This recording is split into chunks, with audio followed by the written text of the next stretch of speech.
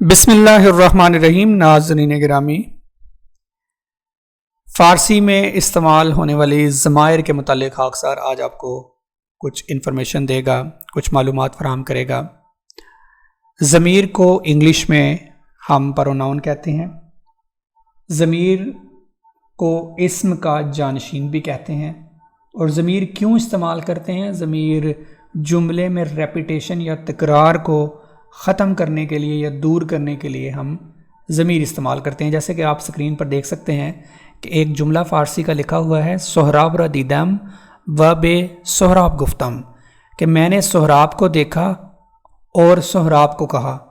اب آپ دیکھ سکتے ہیں کہ اس جملے میں ریپیٹیشن ہے سہراب کی، 2 دفعہ استعمال ہو. ہم نہیں چاہتے کہ یہ اسم 2 دفعہ استعمال ہو، تو ہم چاہتے ہیں اس کی جگہ ایک ضمیر استعمال ہو. اور ویسے بھی 2 دفعہ ایک ہی نام ایک جملے میں استعمال کرنا جملے کی تزئین میں یا خرابی پیدا کرتا ہے. تو دوسرے جملے میں اس کو صحیح کر کے لکھا ہے سہراب را دیدم و بے او گفتم. او سہراب اسم کی جانشینی میں یہ ضمیر آئی ہے. تو ضمیر اسم کی جانشینی میں استعمال کی جاتی ہے. ناظرین گرامی، فارسی میں بہت ساری ضمائر ہیں. ہم ایک ایک کر کے ساری ضمائر کی جو اقسام ہیں ان کو پڑھیں گے، لیکن آج کے اس درس میں ہم صرف 2 اقسام کو لیں گے. ایک ضمائر منفصل جس کو ناپیوستے یا گسستے بھی فارسی میں کہا جاتا ہے، اور ایک ضمائر متصل جس کو پیوستے کہا جاتا ہے. بہت ہی سمپل ہے، بہت ہی آسان ہے. سب سے پہلے آپ نے یہ سوچنا ہے کہ آپ اس کو یاد کر سکتے ہیں. اگر تو آپ کو اردو آتی ہے تو اردو کی طرح فارسی ضمائر نہیں ہیں. اردو میں ہمیں مذکر مونث کا بھی خیال رکھنا پڑتا ہے، لیکن اس میں ایسی کوئی بات نہیں. اسی طرح عربی میں بھی مذکر مونث کا خیال رکھنا پڑتا ہے. یہاں پر ایسا نہیں. 6 صیغے ہیں سمپل سے جن کو ہم یاد کر کے ایزیلی فارسی ضمائر یاد کر سکتے ہیں. اشخاص لکھیں، اول شخص، دوم شخص اور سوم شخص. اول شخص حاضر، یعنی مفرد میں من یعنی میں، آئی. جم میں ما یعنی ہم، وی. دوم شخص جو حاضر ہے، دوم شخص. تو یعنی تو، یو. اور شما یعنی آپ، یو.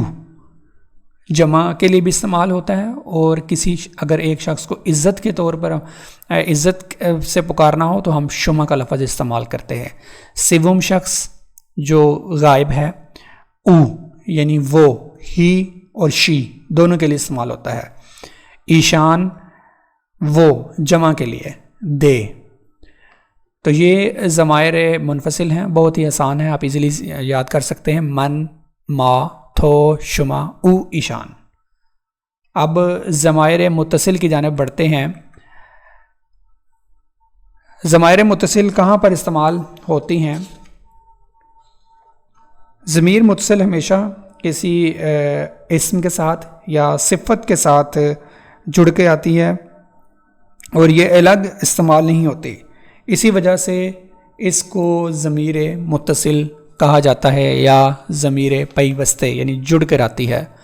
تو آپ دیکھ سکتے ہیں کہ یہ میم. اب دفتر ایک اسم ہے، کاپی کو کہتے ہیں، اس کے ساتھ جڑ کے آئی. اگر میں کہنا چاہتا ہوں کہ میری کاپی، تو میں دفتر من کی جگہ استعمال کروں گا ضمیر متصل، تو میں دفترم کہوں گا. میم ضمیر اول شخص میم استعمال ہوا ہے. اس طرح مان، دفتر مان یعنی ہماری کاپی.